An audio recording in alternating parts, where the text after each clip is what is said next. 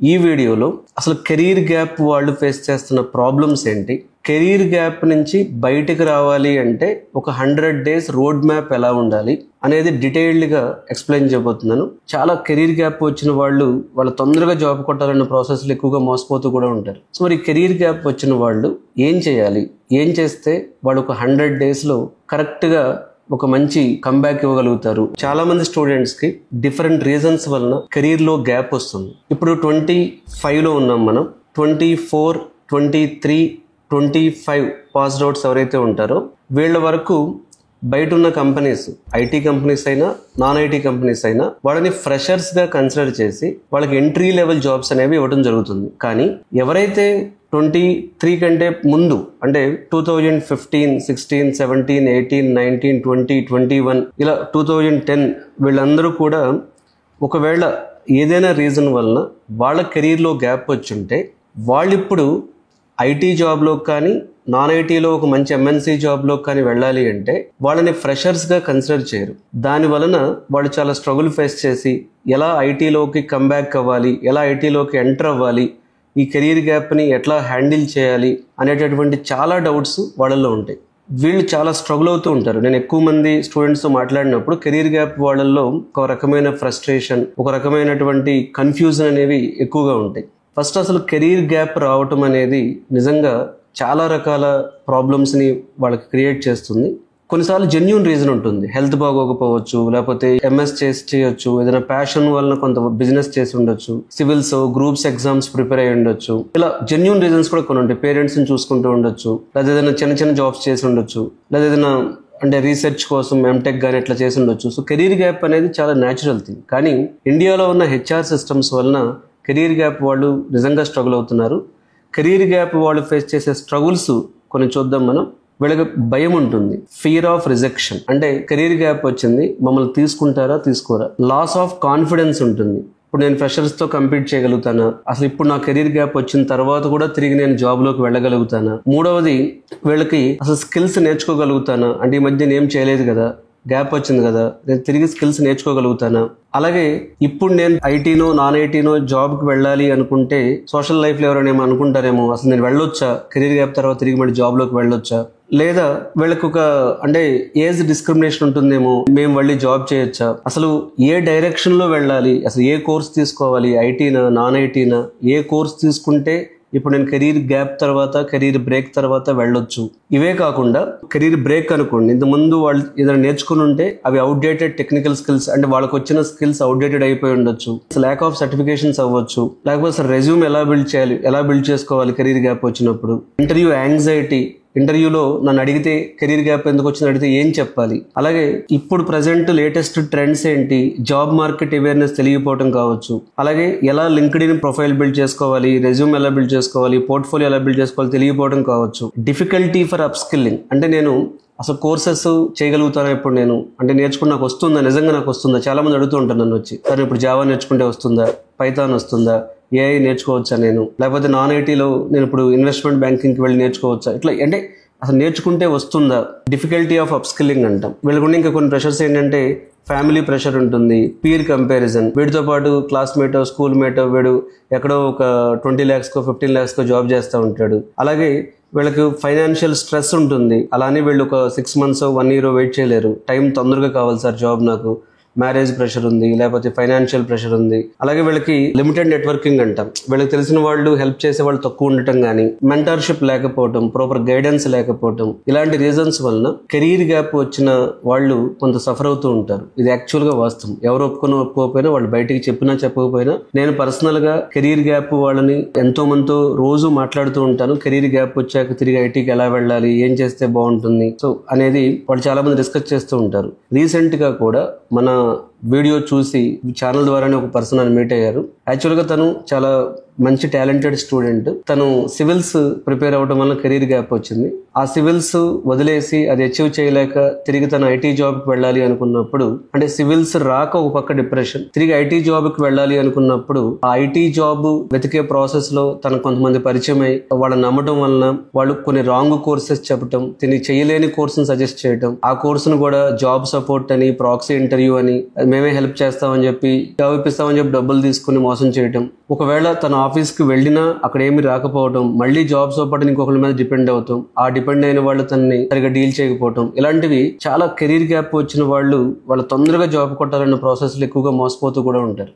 100 days road మ్యాప్లోకి వెళ్లే ముందు వాళ్ళు ఫస్ట్ ఏం చేయాలి అంటే సెల్ఫ్ అసెస్మెంట్ చేసుకోవాలి. సో కెరీర్ గ్యాప్ వచ్చినా మీలో టాలెంట్ ఉండొచ్చు, మీలో ఒక కసి ఉండొచ్చు, కానీ ఫస్ట్ సెల్ఫ్ అసెస్మెంట్ చేసుకోండి. అంటే స్వాట్ అనాలిసిస్ అంటాం. మీ స్ట్రెంగ్త్ ఏంటి, మీ వీక్నెస్ ఏంటి, మీకున్న కొత్త ఇంట్రెస్ట్లు ఏంటి, అసలు ఫస్ట్ మీరు సో ఆ ఫీల్డ్లో సెటిల్ అయిన టాప్ మెంటర్ని కానీ ఒక కెరీర్ గైడెన్స్ ఇచ్చే పర్సన్ని చూస్ చేసుకుని ఒక మెంటర్షిప్ ఎవరైనా కావచ్చు. మీరు మ్యాథమెటిక్స్లో స్ట్రాంగ్ ఉన్నారా, కోడింగ్లో స్ట్రాంగ్ ఉన్నారా, లాజికల్ థింకింగ్ స్ట్రాంగ్ ఉన్నారా, కొంతమంది కమ్యూనికేషన్ బాగుంటుంది, కొంతమందికి అనాలిసిస్ బాగుంటుంది, కొంతమందికి డాక్యుమెంటేషన్ బాగుంటుంది. సో ఇట్లా మీ స్ట్రెంగ్త్ ఏంటి, అలాగే మీకు రానిది ఏంటి, అంటే మీకు కమ్యూనికేషన్ డల్ ఉన్నారా, కోడింగ్ డల్ ఉన్నారా, మీకు ఏది weakness. So first self assessment చేసుకోవాలి. ఈ సెల్ఫ్ అసెస్మెంట్ ఎందుకు చేసుకోవాలి అంటే దీన్ని బట్టి ఏ స్కిల్ నేర్చుకోవాలో మనం డిసైడ్ చేసుకోవచ్చు. ఫర్ ఎగ్జాంపుల్, మీరు మ్యాథమెటిక్స్ కోడింగ్ స్ట్రాంగ్ ఉన్నారు, మీరు డెవలప్మెంట్లో సక్సెస్ అవుతారు. మీరు మ్యాథమెటిక్స్ కోడింగ్ వీక్ ఉన్నారు కానీ కమ్యూనికేషన్ స్ట్రాంగ్ ఉన్నారు, మీరు టెస్టింగ్ టూల్స్ లో సక్సెస్ అవుతారు. మీరు మ్యాథమెటిక్స్ కోడింగ్ కమ్యూనికేషన్ వీక్ ఉన్నారు కానీ మీ అనాలిసిస్ బాగుంటుంది, మీరు డేటా అనలిటిక్స్ సైడ్ కానీ బిజినెస్ అనలిటిక్స్ సైడ్ కానీ డేటా సైంటిస్ట్ సైడ్ కానీ సక్సెస్ అవుతారు. సో ప్రతి వాళ్ళకి ఆపర్చునిటీ ఉంటుంది. ఏ స్కిల్ కి ఏ రోల్ కి మనం ఫిట్ అవుతామో తెలియాలి. ఇది సెల్ఫ్ అసెస్మెంట్ అంటాం మనం. ఈ సెల్ఫ్ అసెస్మెంట్ మీరు ఓన్ గా చేయండి, లేకపోతే కెరీర్ గైడెన్స్ ఇచ్చేవాళ్ళు ఉంటారు, వాళ్ళతో మాట్లాడండి. రెండవది, మీకు ఇంతకుముందు ఏమి స్కిల్స్ వచ్చు, అసలు ఏమీ రాదనుకోండి, ఇబ్బంది లేదు, కొత్తగా ఫ్రెష్గా నేర్చుకోవచ్చు.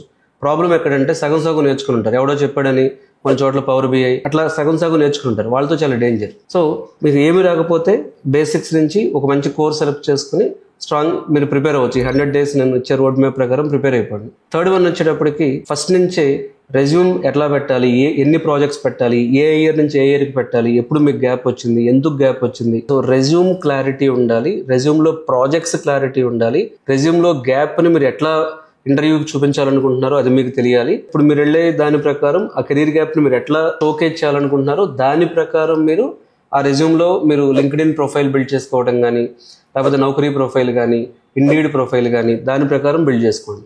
తర్వాత కంటిన్యూస్గా మాక్ ఇంటర్వ్యూస్ అప్లై చేయండి. ఏదో ఒక చిన్న కంపెనీ మిమ్మల్ని ఫ్రెషర్గా తీసుకునే ఛాన్స్ ఉంటుంది. ఎక్కడైనా మీకు రాదేమో అన్న ఒక డౌన్ అవుతుంటే ఒక మెంటర్షిప్ తీసుకోవడం, అది అచీవ్ చేయడానికి ఈజీ అవుతుంది. ఇంకొకటి ఏంటంటే టైం పడుతుంది, 6 months టైం పడుతుంది. మీకు ఫ్యామిలీ ప్రెషర్ ఉంటుంది, పీర్ ప్రెషర్ ఉంటుంది, సోషల్ ప్రెషర్ ఉంటుంది. ఇప్పుడు కొంచెం టైం పడుతుంది కాబట్టి ఓపిక్గా కొన్ని ఇంటర్వ్యూలకు వెళ్ళాలి, ఫెయిల్ అవ్వాలి, మళ్ళీ వెళ్ళాలి, ఫెయిల్ అవ్వాలి, స్కిల్స్ ఎక్కడ గ్యాప్ అయ్యో అప్డేట్ చేసుకోవాలి, అడ్వాన్స్డ్గా దానిలో ఏమొస్తాయో తెలుసుకోవాలి. సో మల్టిపుల్ బ్యాచెస్ రిపీట్ అవ్వండి ఇన్స్టిట్యూట్లో. సో టైం పడుతుంది. సో ఆ టైంని యాక్సెప్ట్ చేయండి. సో ఇలాగానే చేస్తే ఈ 100 daysలో కెరీర్ గ్యాప్ నుంచి బయటికి రావటం అనేది అంత కష్టం కాకపోవచ్చు. ఇవన్నీ తీసుకుంటూ ఫర్ ఎగ్జాంపుల్ మీరు సైబర్ సెక్యూరిటీ అని కంక్లూజన్కి వచ్చారనుకోండి, సైబర్ సెక్యూరిటీ మీద సో ఏది బెస్ట్ ఇన్స్టిట్యూట్, మేము ఒక ఇన్స్టిట్యూట్లో జాయిన్ అయ్యమని చెప్పాను, 4-5 డెమోలు అటెండ్ అవ్వండి. ఏ ఫ్యాకల్టీ బాగా అట్రాక్టివ్గా చెప్పాడో చూడకండి, ఏ ఫ్యాకల్టీ రియల్ టైంలో చెప్పాడో చూడండి. దీనికి చాలా డిఫరెన్స్ ఉంటుంది. ఎక్కడ మీకు ఇంటర్న్షిప్ చేపిస్తున్నారు, ఎక్కడ మీకు ప్లేస్మెంట్ ఆఫీసర్ని అసైన్ చేశారు, ఎక్కడ మీకు మాక్ ఇంటర్వ్యూస్ ఇచ్చే ఛాన్స్ ఉంది అంటే ఫస్ట్ 10 daysలో మీకు ఒక రైట్ ట్రైనర్ని, రైట్ కోర్స్ని, రైట్ ఇన్స్టిట్యూట్ని ఇచ్చే వాటిని సెలెక్ట్ చేసుకోవడం చాలా ఇంపార్టెంట్. సో మీకు ఒక కోర్సు, ఒక ట్రైనర్, ఒక మెంటార్, ఒక ఇన్స్టిట్యూట్ సెట్ అయిపోయింది. సో ఇప్పుడు 11th day నుంచి 30 days వరకు ఇక్కడ కెరీర్ గ్యాప్ వాళ్ళు ఏం చేస్తారంటే తొందరగా నేర్చేసుకోవాలన్న ప్రాసెస్ ఏదేదో చేసిస్తూ ఉంటారు. ఎంత తొందరగా నేర్చుకోవాలనుకున్నా ఫౌండేషన్ చాలా స్ట్రాంగ్ ఉండాలి. మీరు ఏదైతే కోర్స్ సెలెక్ట్ చేసుకున్నారో ఆ కోర్స్ యొక్క మెయిన్ కోర్ పార్ట్ ఏంటి, కోర్ ఇంజిన్ ఏంటి, కోర్ ఫౌండేషన్ ఏంటి నేర్చుకోండి. అలాగే 11th day to 30th day ఇంకొకటి కూడా మీరు చేయాలి. మీరు కెరీర్లో గ్యాప్ వచ్చి ఉంటుంది కాబట్టి మీ కమ్యూనికేషన్ ఎంతో కొంత డీవియేట్ అయి ఉంటుంది. సో కమ్యూనికేషన్ స్కిల్స్ క్లాసెస్ కూడా అటెండ్ అవ్వండి. దీంతో మనకి ఫస్ట్ 1 month కంప్లీట్ అవుతుంది. ఇప్పుడు మనకి ఏమొచ్చు, ఇన్స్టిట్యూట్ సెలెక్ట్ చేసుకున్నాం, కోర్స్ సెలెక్ట్ చేసుకున్నాం, అలా క్లాసెస్కి వెళ్తున్నాం. సో మనకు ఒక మంచి ఫౌండేషన్ అనేది ఆ కోర్స్ యొక్క బేసిక్స్ మీద అవగాహన తెచ్చుకోవాలి, కమ్యూనికేషన్ స్కిల్స్ ఇంప్రూవ్ చేసుకోవాలి. ఇకపోతే ఇప్పుడు మనకి 31 day నుంచి 50th day వరకు ఇక్కడ మీరు చూడాల్సింది ఏంటంటే ఆ కోర్స్ యొక్క అడ్వాన్స్డ్ టూల్స్ నేర్చుకోండి. ఫర్ ఎగ్జాంపుల్ మీరు టెస్టింగ్లో వెళ్ళాలని డిసైడ్ అయ్యారు అనుకోండి. సో టెస్టింగ్లో మీరు ఏం చేయాలి, అప్పుడు ఆటోమేషన్ టూల్స్ ఏమున్నాయి, API టూల్స్ ఏమున్నాయి, ప్రాజెక్ట్ మేనేజ్మెంట్ టూల్స్ ఏమున్నాయి, ఇలా. సో మీరు డిసైడ్ చేసిన కోర్సుని బట్టి అడ్వాన్స్డ్ టాపిక్స్, అడ్వాన్స్డ్ టూల్స్ ఇవన్నీ కూడా 31 day నుంచి 50th day వరకు మనం ప్లాన్ చేసుకోవాలి. ఇకపోతే 51th డే నుంచి 70th డే వరకు ఇది చాలా క్రూషియల్.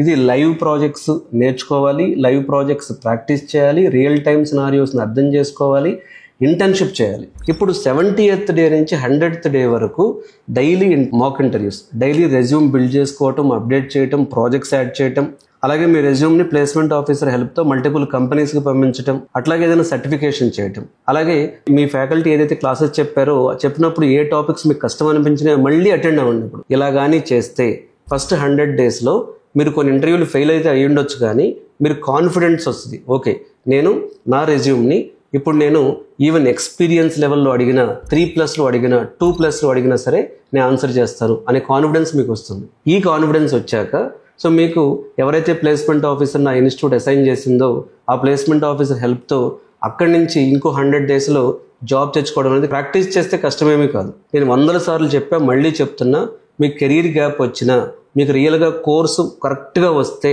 ఒక ఆఫర్ లెటర్ కాదు 10 ఆఫర్ లెటర్లు వస్తాయి. కోర్స్ తెలియటం వేరు, కోర్సులో మల్టిపుల్ ప్రాజెక్ట్స్ చేసిన అనుభవం ఉండటం వేరు. సో రియల్గా సబ్జెక్ట్ వచ్చి మీరు కెరీర్ గ్యాప్ అయినా సరే జాబ్ రాని వాళ్ళు ఉండరండి. సబ్జెక్ట్ రాని వాళ్ళే జాబ్ రాదు అనే మాట చెప్పేది. మన సబ్జెక్టు ఎందుకు రాలేదు అనేది నేర్చుకోవాలి మళ్ళీ. సో ఇట్లా కెరీర్ గ్యాప్ వచ్చిన వాళ్ళు ఈ 100 డేస్ ప్రకారం ప్లాన్ చేసుకుంటే ఇంకో 100 డేస్లో మీరు ఎక్స్పీరియన్స్ పట్టుకుని వెళ్ళండి, ఫ్రెషర్గా వెళ్ళండి, అది వేరే సబ్జెక్ట్ అండి. సో స్టార్టప్లో ఫ్రెషర్గా వెళ్ళండి, కెరీర్ గ్యాప్ వచ్చింది, చిన్న కంపెనీలో జాయిన్ అవ్వండి. సో ప్యాకేజ్ ఒక సంవత్సరం పాటు చూడకండి, తీసుకుంటారు, ట్రై చేయొచ్చు. సో మీరు కెరీర్ గ్యాప్ వచ్చినప్పుడు ఈ మోడల్లో ప్రిపేర్ అయితే జాబ్ కొట్టడం అనేది కష్టం కాదు. ఇలా ఓపిక్గా చేస్తే మీరు ఖచ్చితంగా సక్సెస్ అవుతారు. ఈ విషయంలో ఏదైనా క్లారిటీ మిస్ అవుతుంటే ఈ వీడియోలో వచ్చిన నెంబర్కి కాల్ చేసి నా అపాయింట్మెంట్ తీసుకుని కెరీర్ గ్యాప్లో మీరు ఫేస్ చేస్తున్న ఛాలెంజెస్ ఏంటి, ఎలా వెళ్ళాలనుకుంటున్నారు, ఇవన్నీ కూడా నాతో డిస్కస్ చేయొచ్చు. Thank you.